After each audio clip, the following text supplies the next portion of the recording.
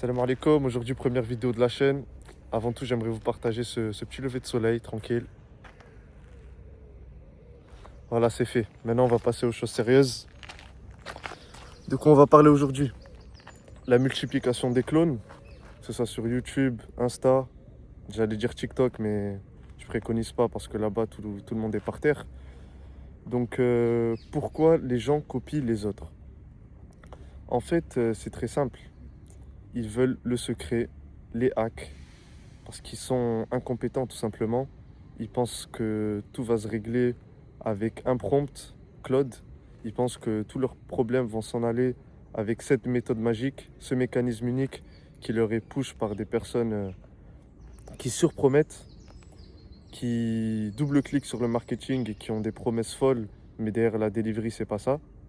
Donc j'aimerais parler de ça avec vous et on va voir aussi les conséquences de copier. Pourquoi ce n'est pas pertinent, pourquoi copier va tuer ton business et pourquoi ne pas le faire et surtout, qu'est-ce qu'il faut faire. Alors, donc en fait maintenant, l'information est omniprésente. Tout le monde partage n'importe quoi. Donc c'est très facile de tomber dans la surconsommation. Il ne faut pas oublier que le but est de produire et pas de consommer. Même si de base, vous faites du business, donc vous n'êtes pas censé avoir le temps de poster 20 vidéos par jour, pardon. Mais laissons ça de côté, peut-être sujet d'une prochaine vidéo. Donc en fait, la plupart des gens, qu'est-ce qu'ils vont faire?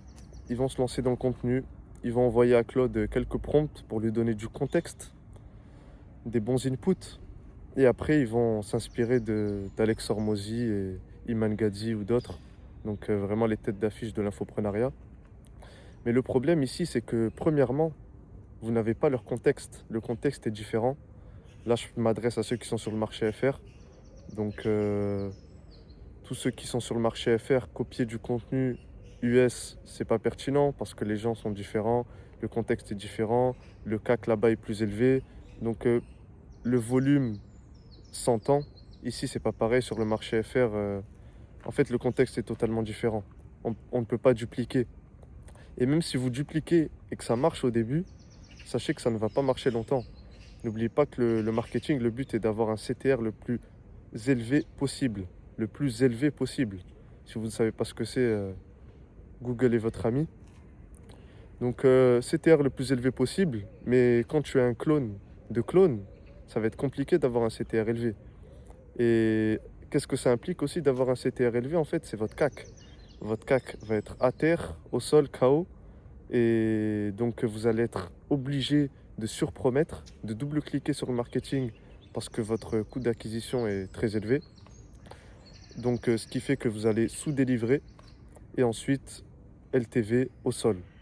Donc LTV, KO plus CAC très élevé, le business il va pas durer très longtemps. Donc on va voir maintenant qu'est-ce qu'il faudrait faire. Parce que c'est bien beau de dire ça c'est mal, ça c'est pas bien, mais qu'est-ce qu'il faudrait faire? Être compétent tout simplement, réfléchir, poser Claude, le mettre de côté. Je pourrais vous faire une vidéo sur l'IA si vous voulez. L'utilisation que j'en fais presque pas d'ailleurs, j'utilise quasiment pas. Et pourquoi? C'est très pertinent de plus se concentrer sur soi-même parce que votre focus est votre plus grand levier. Et je vois beaucoup de personnes passer des heures à brainstormer, je déteste ce mot, sur Claude. Et du coup, ils passent à côté de vraies opportunités tout simplement. Que ce soit délivrer leurs clients, soit passer du temps à faire autre chose tout simplement, parce qu'il n'y a pas que le business dans la vie. Donc, ce qu'il faudrait faire, ce serait tout simplement de réfléchir en principe premier. Réfléchir en principe premier, enlever tout ce que vous entendez sur les réseaux sociaux et faire en sorte de ne pas tomber dans le piège des infopreneurs. Pourquoi? Parce que chacun vous pousse son mécanisme unique. Un va te dire que le problème, c'est que tu ne fais pas d'ads. L'autre va te dire le problème, c'est que tu ne poses pas 20 fois par jour. L'autre va te dire que le problème, c'est que au lieu de passer 3 heures à faire de la delivery, tu devrais tout déléguer. Tu devrais pas être dans le business, mais sur le business. Encore une fois, un conseil KO. Donc le problème, en fait, c'est que vous n'avez pas assez de compétences pour avoir du feedback. Je vais m'expliquer. Je vais prendre l'exemple de Claude, encore une fois, parce que l'IA, ça parle à tout le monde l'utilise et voilà quoi, c'est un exemple qui est assez parlant, je trouve. Donc là, le but, ça va être d'avoir du feedback, un feedback de qualité. Mais quand on est incompétent, comment avoir un bon feedback? Ce n'est pas possible. Si Claude me dit fais A, B, C, D, quand je lui pose une question, je vais faire A, B, C, D. Pourquoi? Parce que je ne suis pas compétent dans le domaine en question pour lui dire non, tu as tort. Alors qu'il a très très souvent tort. Même si vous lui donnez de bons inputs. J'ai utilisé Claude avant. J'utilisais Claude. Bon, là, je l'utilise, mais très très très légèrement. J'utilisais beaucoup. Donc, je sais de quoi je parle.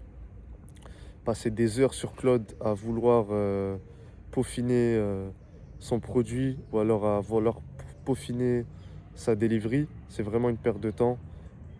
Vraiment, formez-vous, apprenez beaucoup sur le terrain et réfléchissez en principe premier, super important. Donc le but, c'est d'être compétent. Votre but, ce n'est pas de faire des vues. Votre but, ce n'est pas de faire, de se focus sur des vanity metrics. C'est vraiment de focus sur vous-même. Pourquoi? Parce qu'en fait, si vous êtes compétent, vous pourrez du coup partager, avoir un vrai mot, un véritable mot. Donc vous différencier sur le marché et ne pas être un clone. Et du coup, ça va impliquer quoi? Un CTR beaucoup plus élevé. Et n'oubliez pas qu'en marketing, c'est le but. Et petit aparté aussi pour les tâches que vous faites dans la journée, parce que j'ai pensé directement à ça. CTR élevé, donc réduction du CAC. Le but, c'est, je vous le rappelle, soit réduire le CAC au maximum, donc CAC tout 0, ou alors LTV à l'infini. Si vous voulez un petit conseil pour filtrer vos actions au quotidien, donc évitez de perdre du temps avec Claude et toute autre action à faible levier, vous vous dites, est-ce que ça m'aide sur mon CAC? Est-ce que ça m'aide sur ma LTV? Est-ce que cette action va me permettre d'augmenter ma LTV? Est-ce que cette action va me permettre de réduire mon CAC? Oui, non, vous filtrez, c'est beaucoup plus simple comme ça. Donc on va y revenir à ce sujet-là, ce sujet des clones. Ouais. Pourquoi du coup vous devez vous focus sur vous-même? Je vous l'ai expliqué. Maintenant, comment faire pour éviter de tomber dans le piège de boire les paroles de tout le monde sans pour autant tout enlever quoi. Parce que c'est important d'apprendre des personnes qui sont passées par là où vous voulez être. Ce que je vous préconiserais, moi, ce serait plutôt de partir sur des personnes qui ont de vrais achievements. Il y en a pas mal, il y en a quelques-uns quand même. Vous ferez vos recherches, vous les trouverez sur YouTube notamment. Évitez le format court parce que c'est pas ce qu'il y a de mieux honnêtement. Privilégiez le format long. Donc le but ici, ça va être d'écouter de bonnes personnes pour ensuite essayer d'assimiler des informations de qualité. Parce qu'en fait, pourquoi je dis ça? Quand vous écoutez les infopreneurs de masse, vous allez du coup copier leurs actions. Sauf que vous n'êtes pas le seul. Ils sont suivis par des milliers, voire des dizaines de milliers de personnes. Et du coup, votre mot est inexistant. Vous n'avez pas de edge sur ce marché. Par exemple, séquence de story. Je vais prendre cet exemple-là. Ça marchait très bien au début. Mais comme tout le monde l'a fait, maintenant ça va être compliqué. Le CTR est plus faible. Logique, parce que tout le monde le fait. Et en plus, tout le monde fait exactement les mêmes, quoi. Les couleurs, les flèches. Les gens n'arrivent pas à faire un step back, en fait, et à regarder la réalité d'un autre point de vue que celui qui leur est donné par leur gourou préféré. Donc ce qu'il faut faire, en fait, c'est d'apprendre surtout, et de prendre les principes premiers, et de les appliquer à soi-même, à son business, tout simplement. Donc ça paraît très simple comme conseil, mais c'est très très important parce que c'est ce qui va vous permettre d'avoir un mode sur ce marché qui est de plus en plus sophistiqué. Mais honnêtement, le marché FR, il n'y a pas trop de soucis à se faire, hein. C'est pas le marché US. On est plus sur un océan bleu qu'un océan rouge. Donc, ce qu'il faudrait faire, je vous le répète, principe premier. Pourquoi je me répète d'ailleurs? Petit aparté encore une fois. Parce que la trust, donc la confiance, se fait avec la répétition. Pour que votre message rentre, il faut que vous répétiez les mêmes choses. Très important. Donc, je pense que c'est à peu près tout. Si vous avez des idées de vidéos, j'ai ouvert quelques portes. Si vous avez des idées de vidéos, balancez des commentaires. Et si vous avez des questions pertinentes, hein, pas des questions quel est le meilleur business. De toute façon, cette vidéo ne s'adresse pas à ceux qui n'ont pas de business, mais quel est le meilleur funnel, quel est le meilleur message de setting. On va en parler d'ailleurs, juste avant de couper la vidéo, on va en parler. Tous ces messages de prospection, hey, je vais l'appeler les hey, je vais les appeler comme ça ces messages, les hey. Pourquoi? Parce qu'encore une fois, tout le monde copie tout le monde.